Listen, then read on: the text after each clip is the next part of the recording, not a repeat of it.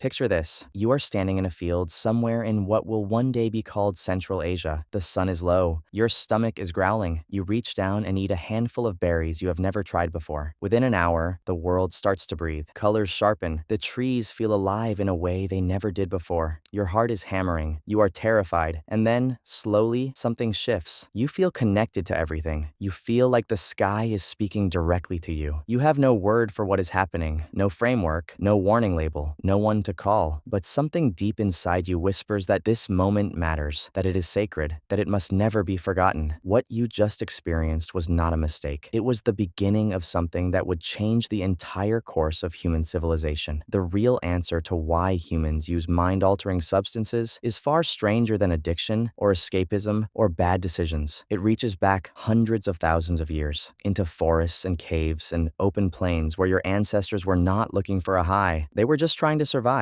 And something they stumbled across in the process may have rewired the way the human brain understands reality itself. Your ancestors were opportunistic eaters. That is the polite way of saying they would put almost anything in their mouths if they thought it might keep them alive. Berries, bark, roots, fungi, fermented fruit rotting on the ground. They had no food safety guidelines, no poison control. They learned entirely by trial and error. Sometimes the error was fatal, but sometimes the error was something else entirely. Something the body registered not as pain or danger, but as profound and disorienting wonder. Think about what that first accidental experience must have felt like. You have no concept of a drug. You do not know that what you are eating contains compounds that will flood your brain with signals it has never processed before. All you know is that the world just changed, and it changed in a way that feels more real than anything you have ever experienced. Not less real, more. That distinction matters enormously, because in the modern world, we talk about altered states as a departure from reality. Ancient humans experienced them as a doorway into it. The person standing in that field did not stumble home and sleep it off. They stumbled home and tried to explain what they saw, and the people around the fire listened, because that experience had all the hallmarks of something that mattered. The person had been visibly transformed. They were speaking differently, moving differently, reporting things the rest of the group could not see. In almost every ancient culture we have studied, that individual was not dismissed. They were elevated. They became the person the group turned to when they needed to understand something that lay beyond ordinary sight. This is where shamanism begins, not as a religion, not as a political structure, but as a practical response to something extraordinary that kept happening to certain members of the group. These were not fringe behaviors. They were central to how ancient communities understood the world around them. The shaman was not a fraud. The shaman was the person brave enough to go somewhere terrifying and come back with answers. Now think about what those answers looked like. Think about the cave art, the paintings at Lascaux in France, 30,000 years old, the spirals, the animals painted in motion, the half-human, half-animal figures that seemed to float between worlds. Researchers spent decades debating what these images meant. Many archaeologists now believe that a significant portion of prehistoric cave art was created during or immediately after altered states. The artists were not simply decorating walls. They were recording what they saw when they crossed over. They were painting the inside of an experience that had no other language. The cave was not a gallery, it was a report. And here is what makes this story genuinely astonishing. Every single ancient culture on every single continent independently discovered a psychoactive plant and independently built a ritual around it. The Americas had peyote, the Amazon had ayahuasca, Central Asia had cannabis, Northern Europe had mushrooms. Ancient Greece had a secret brew called the kykeon that initiates drank before their most important religious ceremonies. For 2,000 years, this ritual shaped how educated Greeks understood consciousness, mortality, and the nature of reality. People who participated described losing their fear of death. They described feeling they had touched something eternal. The philosophical foundation of a civilization that gave you democracy, geometry, and medicine was built, at least in part, on a carefully managed altered state. That is not a small thing. That is not a footnote in history. That is history. That pattern appearing across every culture on every continent is not a coincidence. It is a signal. Something about the altered state kept proving useful enough that civilization after civilization decided to protect it, refine it, and pass it down. Because what these experiences kept producing was the same thing every time. A sense that everything in the world was connected by something invisible. A feeling of awe so complete it reorganized how people understood their place in the universe, and a hunger to come back, to go there again, to build something around the feeling so it would not disappear. Religion, ritual, art, music. The very idea that there is something beyond what you can see see and touch with your hands. Some of the deepest roots of all of it trace back to a person sitting in the dark, having eaten the wrong thing, watching the world turn inside out, and deciding that what they were seeing was more true than anything they had ever known before. Now come back to the present, to your brain, to the daily awareness that something is sometimes missing in ordinary consciousness, the flatness that can settle into a life that is technically fine, the hunger for something that feels more vivid, more connected, more real. That hunger is ancient. It does not come from weakness or disorder. It comes from a nervous system that evolved in the presence of radical experiences and built those experiences into its sense of what reality can be. Your ancestors were not primitive people stumbling blindly into dangerous territory. They were sophisticated observers of human experience who discovered something real and organized entire cultures around that discovery. The substances changed, the rituals changed, the frameworks changed, but the underlying truth stayed constant across 40,000 years. Because it is written into the architecture of the brain you are using right now to process these words. Tonight, somewhere in the world, someone will have an experience they cannot fully explain, a feeling of connection so vast it dissolves the ordinary boundaries of the self, a moment of awe so complete it reorganizes something fundamental about how they understand their place in the universe, and they will reach, without thinking, for the same thing your ancestors reached for when it first happened to them. Not an explanation, a ritual, a way of holding something that language barely fits, because some discoveries are not made once and then understood. They are made again and again, in every generation, by a brain that has always known there is more to reality than the ordinary day allows. You started this story standing in a field, reaching for something you had never tasted before. You ended exactly where you began, still reaching, still wondering, still carrying inside you the same restless curiosity that sent your ancestors into the unknown and brought them back changed.